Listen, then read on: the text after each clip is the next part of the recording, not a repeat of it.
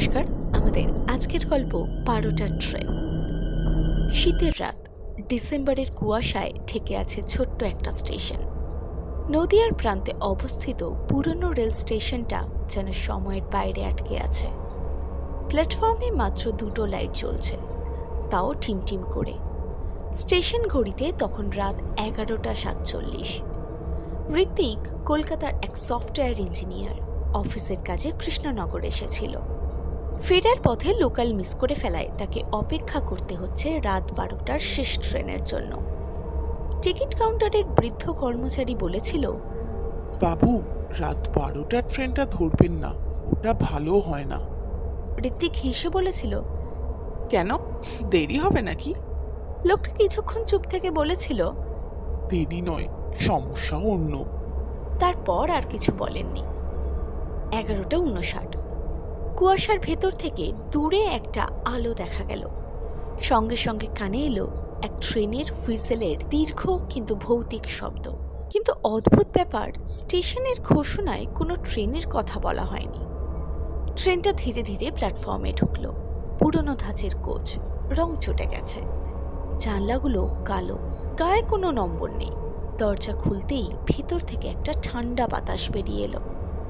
ঋত্বিক একটু ইতস্তত করল, কিন্তু বাড়ি তার ফিরতেই হবে, তাই সে উঠে পড়ল।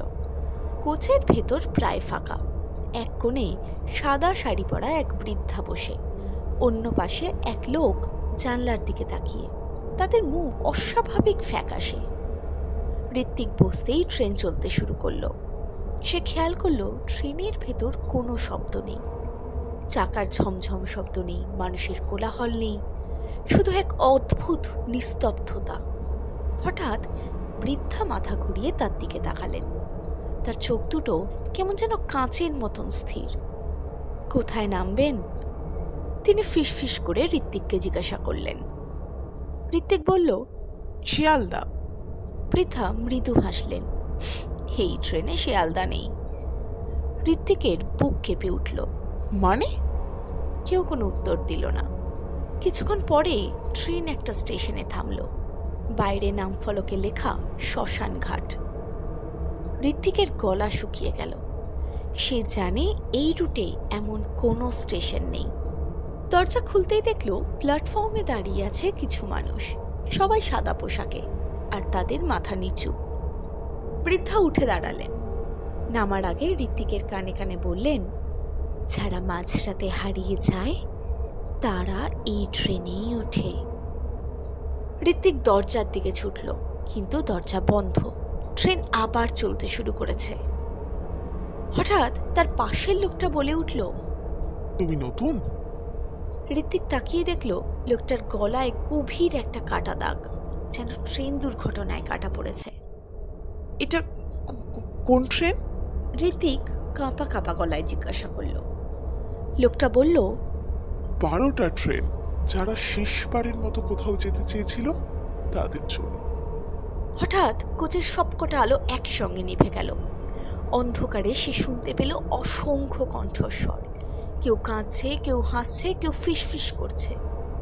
তার মোবাইলের স্ক্রিন হঠাৎ জ্বলে উঠল। সময় দেখাচ্ছে ১২টা, কিন্তু তারিখ ১ বছর আগের। স্ক্রিনে একটা নিউজ নোটিফিকেশন, নদিয়ায় ভয়াবহ ট্রেন দুর্ঘটনা, বহু যাত্রী নিহত। তার শরীর ঠান্ডা হয়ে গেল। সে মনে করতে পারছে এই রুটে ১ বছর আগে সত্যিই একটা দুর্ঘটনা হয়েছিল। রাত ১২টার ট্রেন লাইনচ্যুত হয়েছিল। ট্রেনের ভেতর হঠাৎ সব যাত্রী একসঙ্গে তার দিকে তাকালো। একসঙ্গে বলে উঠল, তুমি এখনো বেঁচে আছো? ঋত্বিক চিৎকার করে উঠল। পরদিন ভোরে স্টেশন মাস্টার প্ল্যাটফর্মে একটা অচেতন যুবককে পড়ে থাকতে দেখলেন। তার পকেটে শিয়ালদার টিকিট। লোকটা জ্ঞান ফিরে শুধু একটাই কথা বলছিল, ১২টার ট্রেন আসে কিন্তু ফেরে না। কিন্তু আসল ভয়ঙ্কর ঘটনা ঘটল কয়েকদিন পর। স্টেশনের সিসিটিভি ফুটেজে দেখা গেল রাত ১১:৫৯ পর্যন্ত প্ল্যাটফর্মে ঋত্বিক একাই ছিল। ১২টার সময় কোনো ট্রেন আসেনি।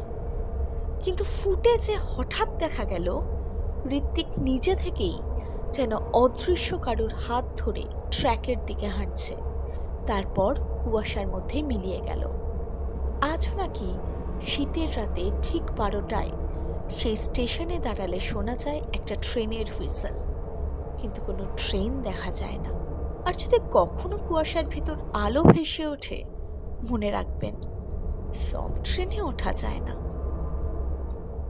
এই ছিল আমাদের আজকের গল্প। যদি আজকের গল্পটি আপনাদের ভালো লাগে তাহলে অবশ্যই ভিডিওটাকে লাইক করুন এবং চ্যানেলটাকে সাবস্ক্রাইব করুন।